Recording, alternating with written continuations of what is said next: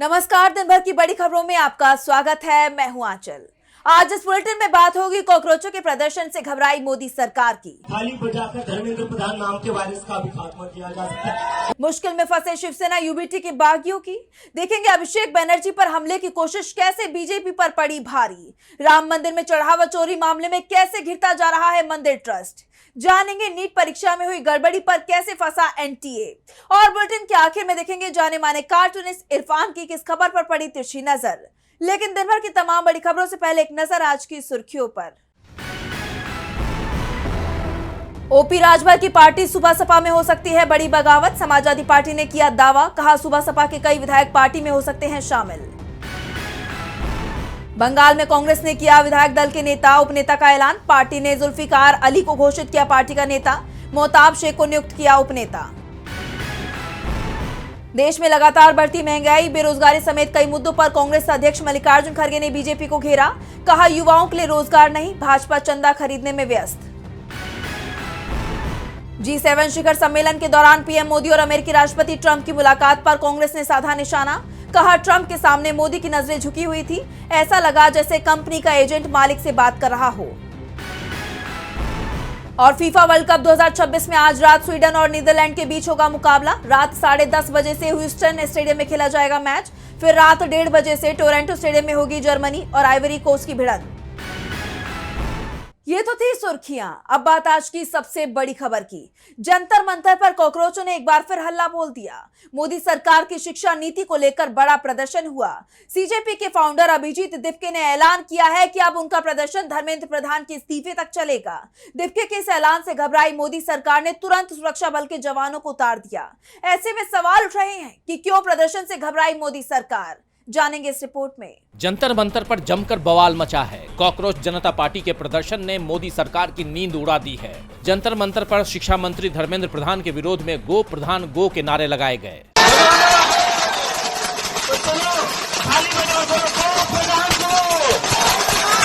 वहीं सीजेपी के फाउंडर अभिजीत दिपके ने ऐलान किया कि उनका प्रदर्शन अब शिक्षा मंत्री धर्मेंद्र प्रधान के इस्तीफे तक चलेगा। वो जंतर मंतर नहीं छोड़ेंगे। और इसके बाद दिल्ली पुलिस और आरएएफ ने मोर्चा संभाल लिया। दिल्ली पुलिस और प्रदर्शनकारियों के बीच जमकर टकराव हुआ। पुलिस बल प्रयोग करते हुए प्रदर्शन स्थल को खाली कराने में जुट गई। सीजेपी के आंदोलन में शामिल लोगों ने इसे मोदी सरकार की बर्बरता कहा है। दिपके ने कहा कि वो झुकेंगे नहीं। उन्होंने कहा, हमने दिल्ली पुलिस को चिट्ठी लिखी थी जिसमें प्रदर्शन को जारी रखने की परमिशन मांगी गई थी। हमारा प्रदर्शन पूरी तरह से शांतिपूर्ण है और ये तब तक चलेगा जब तक शिक्षा मंत्री धर्मेंद्र प्रधान इस्तीफा नहीं दे देते हैं।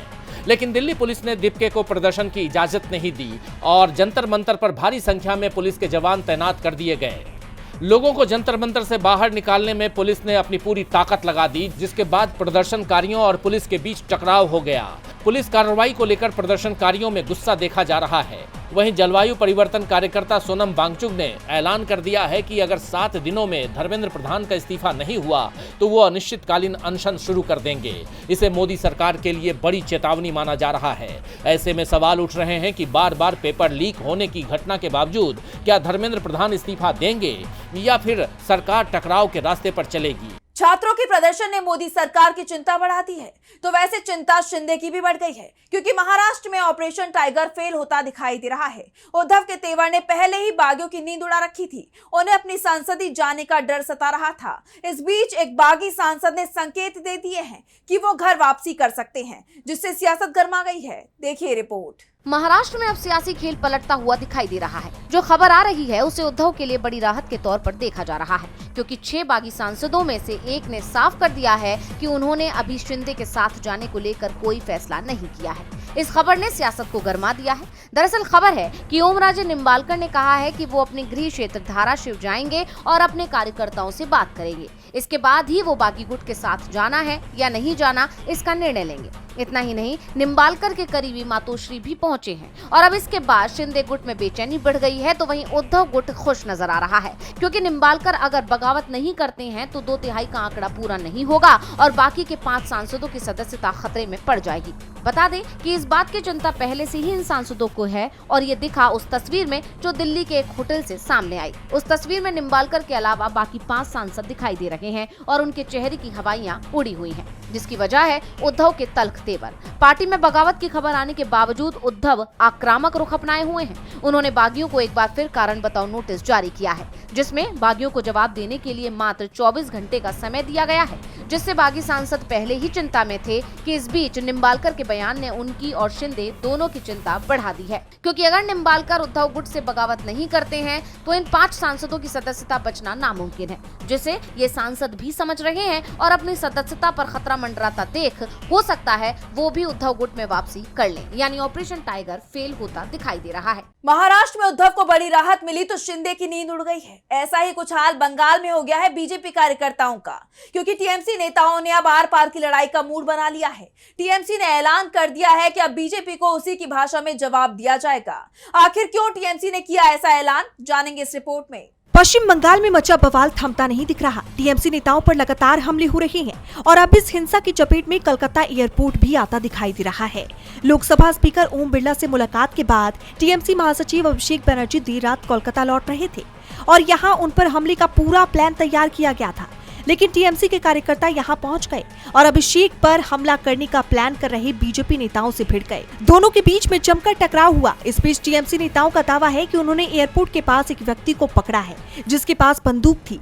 निशाना अभिषेक बनर्जी बन सकते थे। सवाल ये उठ रहे हैं कि एयरपोर्ट के गेट तक कोई व्यक्ति बंदूक लेकर कैसे पहुंच गया? पुलिस ने उसे रोकने की कोशिश क्यों नहीं की? बनर्जी की जान पर आए इस खतरे को लेकर टीएमसी ने पोस्ट किया। भाजपा बंगाल के गुंडे ने हथियारों के साथ शायद हमारी राष्ट्रीय महासचिव अभिषेक बनर्जी की जान लेने की योजना बनाई थी।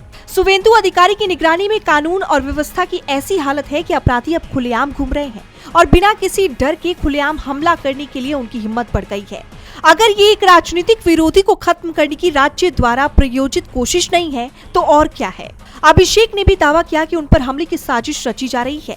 एयरपोर्ट पर बीजेपी समर्थक और टीएमसी के कार्यकर्ता भी आपस में भिड़ते दिखाई दिए।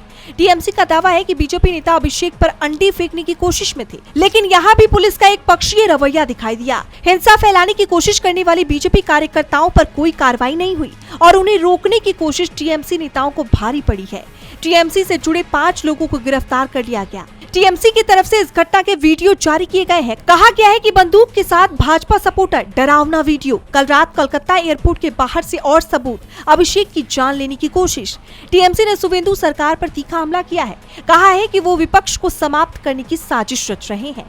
बंगाल में बढ़ती हिंसा को लेकर शुवेंदु सरकार सवालों में है। सवाल योगी सरकार पर भी उठ रहे हैं। राम मंदिर में चंदा चोरी को लेकर मामले की जांच जारी है। सीएम योगी आदित्यनाथ अयोध्या में जाकर बोल चुके हैं कि लोग 15 दिन सब्र रखें। इस बीच एसआईटी की पूछताछ का दायरा बढ़ता जा रहा है और सवालों के घेरे में चंपत राय आते दिखाई दे रही हैं। तो क्या खुलासे हुए मंदिर के चढ़ावे चोरी के मामले में, जानेंगे इस रिपोर्ट में। राम मंदिर में हर दिन करोड़ों रुपए भक्तों ने चढ़ाए।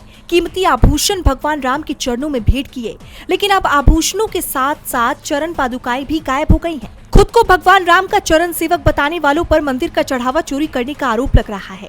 इस बीच एसआईटी जांच में बड़ा खुलासा हुआ। जौनपुर के कारोबारी अजय विश्वकर्मा ने रामलला को चांदी की चरण पादुका और हार चढ़ाया था, लेकिन आज तक उन्हें चढ़ावे की रसीद नहीं मिली। हैरानी की बात तो ये है कि अब ना रत्नों से जड़ा हार मिल रहा है और ना चरण पादुकाएं। दान करने वाले ने जब इसे लेकर सवाल किया तो टीनू यादव ने जवाब दिया कि चांदी गला दी गई है, उसे भूल जाओ। एसआईटी इस मामले की जांच कर रही है, लेकिन उसे भी कुछ भी पता नहीं चल रहा। इस मामले में एसआईटी ने टीनू यादव, कृष्णदेव तिवारी और रामलला के 4 पुजारियों से पूछताछ की। पुजारी मोहित पांडे ने बताया कि रामलला को हार पहनाया गया था, बाद में उसे टीनू यादव को दे दिया गया। टीनू ने एसआईटी को बताया कि हार को बाद में गलाकर ईंट के रूप में तैयार करने के लिए बेंगलुरु भेज दिया गया था, लेकिन अब ना ईंट का पता चला है और ना ही हार की रसीद का पता चल रहा है। कोई दस्तावेज नहीं मिल रहा। मंदिर के पुजारियों ने भी हार और चरण पादुका की मौजूदगी पर चुप्पी साध ली है। टीनू यादव को राम मंदिर ट्रस्ट के महासचिव चंपत राय का करीबी माना जाता है, लेकिन जिस तरह से वो घिरता जा रहा है उसके बाद कहा यह जा रहा है कि कभी भी टीनू की गिरफ्तारी हो सकती है। लवकुश मिश्रा को पहले ही एसआईटी हिरासत में ले चुकी है। गाज चंपत राय पर भी गिरती दिखाई दे रही है। बीते दिनों सीएम योगी आदित्यनाथ अयोध्या पहुंचे थे। अभी तक जब भी योगी योगी अयोध्या पहुंचे। चंपत राय उनके स्वागत के लिए मौजूद रहे, लेकिन इस बार चंपत को योगी के कार्यक्रम से दूर रखा गया था। योगी ने भक्तों को भरोसा दिलाया कि 15 दिन तक सब्र रखें, किसी को नहीं छोड़ेंगे, दूध का दूध पानी का पानी हो जाएगा। इसे लेकर अखिलेश ने तंज कसा है, कहा है कि यहाँ चांदी की चांदी और सोने का सोना हो रहा है, आस्था से खिलवाड़ किया जा रहा है। और सबसे बड़ी बात तो ये है कि शक के दायरे में बीजेपी और उससे जुड़े लोग दिखाई दे रहे हैं। मंदिर के चढ़ावे की चोरी के मामले में चंपत राय घिरे हुए हैं, तो वहीं नीट री एग्जाम से पहले एनटीए एक बार फिर से घिर गया है। 21 जून को नीट री एग्जाम होना है, जिसकी तैयारियों में सरकार ने पूरी ताकत झोंक दी है ताकि दोबारा पेपर लीक ना हो। लेकिन परीक्षा के एक दिन पहले एक बार फिर एनटीए की बड़ी लापरवाही भी सामने आई, जिसे लेकर कांग्रेस सांसद राहुल गांधी सरकार पर जमकर बरसे। आखिर क्या हुई लापरवाही, जानेंगे इस रिपोर्ट में। 21 जून को नीट री एग्जाम होना है, लेकिन उससे एक दिन पहले यानी 20 जून को देश भर में नीट यूजी री एग्जाम को लेकर सरकार की तैयारियां देखने को मिली। पेपर लीक की समस्या रोकने के लिए और नकल मुक्त कराने के लिए राजस्थान सहित देश के कई राज्यों में आज मॉक ड्रिल कराया गया। जयपुर समेत पूरे राजस्थान में 602 परीक्षा केंद्रों पर यह मॉक ड्रिल आयोजित की गई। मॉक ड्रिल में पेपर सुरक्षा, परिवहन व्यवस्था, केंद्र प्रबंधन, सीसीटीवी निगरानी, फिक्सिंग स्टाफ की मौजूदगी और छात्रों की लिस्ट लगाने जैसी व्यवस्थाओं की जांच की जा रही है। सरकार की इतनी तैयारियों के बाद भी परीक्षा के एक दिन पहले एनटीए की बड़ी लापरवाही देखने को मिली। दरअसल 21 जून को फिर से कराई जाने वाली नीट परीक्षा में नागपुर के एक नीट अभ्यर्थी को अबू धाबी का एग्जाम सेंटर अलॉट कर दिया गया। एनटीए की इस गलती के चलते अभ्यर्थी के घर वाले चिंता में आ गए। उनका कहना है कि परीक्षा में सिर्फ एक दिन बाकी है, ऐसे में हमें तो कुछ समझ ही नहीं आ रहा कि क्या करें, कैसे करें। नीट अभ्यर्थी अब्दुल्ला के साथ एक गड़बड़ी हुई है। इस गड़बड़ी को लेकर अब्दुल्ला के पिता ने बताया कि 14 जून को एडमिट कार्ड आए थे, लेकिन काफी जद्दोजहद के बाद भी 19 जून तक एडमिट कार्ड डाउनलोड ही नहीं हुआ, और जब हुआ तो सेंटर यूएई का था। अब इस गड़बड़ी को लेकर बवाल मचा हुआ है। इसी कड़ी में कांग्रेस सांसद राहुल गांधी ने एनटीए पर निशाना साधते हुए एक्स पर पोस्ट किया। उन्होंने लिखा, नागपुर का एक बच्चा 1 महीने से नीट री एग्जाम की तैयारी कर रहा था। कल परीक्षा से ठीक एक दिन पहले उसने एडमिट कार्ड डाउनलोड किया। उसका सेंटर निकला अबू धाबी। ना पासपोर्ट, ना परिवार के पास विदेश भेजने के पैसे, ना अब कोई वक्त बचा है। वो रात भर रोता रहा और परीक्षा देने से ही मना कर रहा है। क्या इस तनाव की कल्पना भी की जा सकती है? आखिर ऐसा हुआ भी कैसे? एनटीए असल में देश के बच्चों और उनके माता पिता का सिर्फ धीरज टेस्ट कर रही है। जो सिस्टम एक बच्चे को अपनी ही शहर में एक सेंटर नहीं दे सकती, उल्टा विदेश भेज सकती है, उसे परीक्षा करवाने का कोई हक नहीं। आपको बता दें कि एडमिट कार्ड का स्क्रीनशॉट सोशल मीडिया पर सामने आने के बाद एनटीए ने सफाई देते हुए कहा, परीक्षा शहर में बदलाव छात्र के रजिस्टर्ड लॉगिन से किया गया था। हालांकि छात्र के अनुरोध पर बाद में सेंटर नागपुर कर दिया गया। नीट री एग्जाम के लिए राहुल गांधी ने एक बार फिर सवाल पूछे हैं। सवाल तो वैसे प्रियंका खरगे ने भी पूछे हैं आरएसएस चीफ से। कर्नाटक सरकार में मंत्री और कांग्रेस नेता संघ के रजिस्ट्रेशन को लेकर सवाल उठा रही हैं, जिससे आरएसएस के अस्तित्व पर कई सवाल खड़े हो गए हैं। लेकिन संघ की तरफ से अभी तक कोई जवाब नहीं दिया गया है और अब ये टकराव इतना बढ़ गया है कि मामला कानूनी रूप लेता हुआ दिखाई दे रहा है। तो क्या है ये पूरा मामला, जानने के लिए देखिए रिपोर्ट। कर्नाटक सरकार में गृह मंत्री और कांग्रेस के दिग्गज नेता प्रियंका खरगे का आरएसएस पर हमला थमता हुआ नहीं दिखाई दे रहा। प्रियंका खरगे कई बार आरएसएस की फंडिंग, संघ प्रमुख को मिलने वाली सुरक्षा और संघ के रजिस्ट्रेशन को लेकर सवाल कर चुके हैं। कर्नाटक सरकार ने भी आरएसएस की गतिविधियों को गुप्त बताते हुए इस संगठन को अपना रजिस्ट्रेशन कराने की मांग की है और अब ये टकराव कानूनी रूप लेता हुआ दिखाई दे रहा है। इस पूरे मामले में सुप्रीम कोर्ट के वकील महेश जेठमलानी की एंट्री हो गई है। दरअसल हाल ही में कांग्रेस नेता प्रियंका खरगे ने आरएसएस प्रमुख मोहन भागवत को चिट्ठी लिखकर कई सवाल किए थे। उन्होंने राष्ट्रीय स्वयंसेवक संघ के रजिस्ट्रेशन के बारे में पूछकर संगठन के कानूनी औचित्य पर भी सवाल उठाया था, जिसके बाद प्रियंका खरगे के इस पत्र पर दिग्गज वकील महेश जेठमलानी संघ की संवैधानिक और कानूनी स्थिति बताकर कांग्रेस नेता को जवाब दे रहे थे। महेश जेठमलानी ने कहा था कि प्रियंका खरगे की तरफ से आरएसएस प्रमुख मोहन भागवत को लिखा गया पत्र सोची समझी राजनीतिक उकसावे की कार्रवाई है। आरएसएस ने बिना किसी सरकारी मदद के एक सदी तक चरित्र निर्माण, अनुशासन और सामाजिक एकता को बढ़ावा दिया है और अब इस मुद्दे पर जुबानी जंग तेज होती हुई दिखाई दे रही है। प्रियंका खरगे ने वकील महेश जेठमलानी के इस जवाब का करारा पलटवार किया है। प्रियंका खरगे ने महेश जेठमलानी की पोस्ट के जवाब में कहा, ये देखकर अच्छा लगा कि आरएसएस पर हो रही बहस अब कानूनी दिग्गजों का भी ध्यान खींच रही है। मैं कानून, संविधान, पारदर्शिता और जवाबदेही के मुद्दे पर कभी भी और कहीं भी चर्चा, विचार विमर्श और बहस करने के लिए तैयार हूँ। सरनेम से भले ही दरवाजे खुल जाएं, लेकिन इससे तर्क को अपने आप विजन नहीं मिल जाता। निश्चित रूप से पारदर्शिता की कमी का बचाव करते हुए संविधान का जिक्र करने से तर्क संवैधानिक नहीं हो जाता। प्रियांक यही नहीं रुकी, उन्होंने आगे कहा, मैं आपको एक बुनियादी फर्क याद दिलाना चाहता हूँ। आप सिलेक्टेड प्रतिनिधि हैं, मैं जनता का निर्वाचित प्रतिनिधि हूँ। एक बार नहीं, 2 बार नहीं, बल्कि 3 बार। इसीलिए मुझे संवैधानिक नैतिकता पर उपदेश देने से पहले कृपया असली सवाल का जवाब दें कि इतने बड़े पैमाने, प्रभाव और सार्वजनिक गतिविधियों वाले किसी संगठन को सामान्य कानूनी पारदर्शिता के दायरे से बाहर क्यों रखना चाहिए।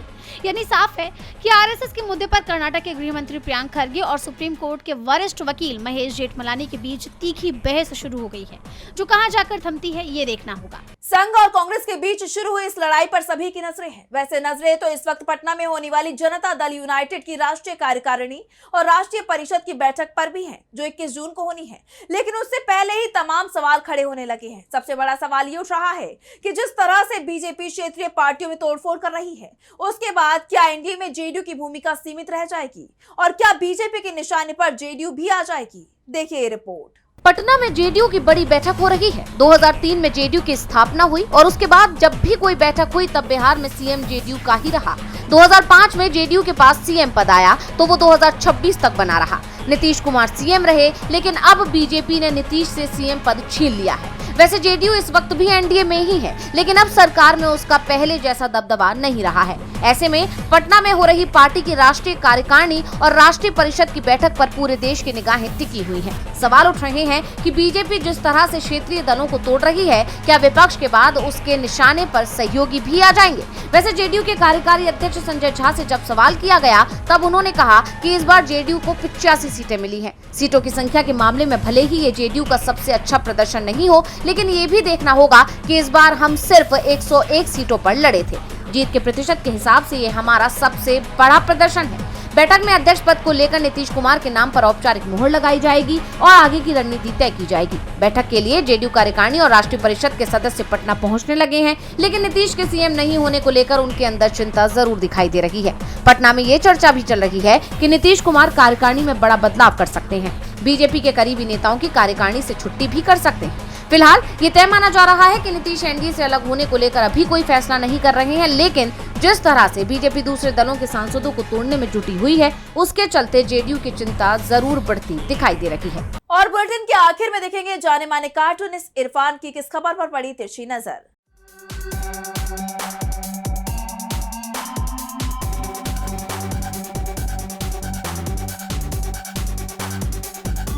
कल सेलिब्रिटी योग दिवस है, यानी कि वो योग दिवस जिसमें सेलिब्रिटी बड़े बड़े लोग शामिल होते हैं और पूरे इंडिया ही नहीं विश्व के अंदर भी लोग इसमें शामिल होते हैं। वो लोग जो योगा के बारे में जानते तक नहीं है, योगा का एक आसन तक भी नहीं लगाते होंगे, लेकिन वो अपनी श्रद्धा के अनुसार, अपने विश्वास के अनुसार योग दिवस के अंदर भाग लेते हैं। उसके बाद में भले ही वो उसको याद रखें या ना रखें, इसके ऊपर करोड़ों रुपया सरकार और अपनी मशीनरी का इस्तेमाल करती है। अगर यही रुपया और मशीनरी को वो देश की ज्वलनशील समस्याएं जैसे कि महंगाई, बेरोज़गारी और भ्रष्टाचार वगैरह को ख़त्म करने के लिए या कम करने के लिए काम करे तो और अच्छा होगा। लेकिन सरकार ने बेरोज़गारी, महंगाई और भ्रष्टाचार इस तरह की चीज़ों के लिए ध्यान भटकाने के लिए, ध्यान हटाने के लिए लोगों के अपने कुछ कार्यक्रम कर रखे हैं। वो तो सबको दिखाई देता ही है।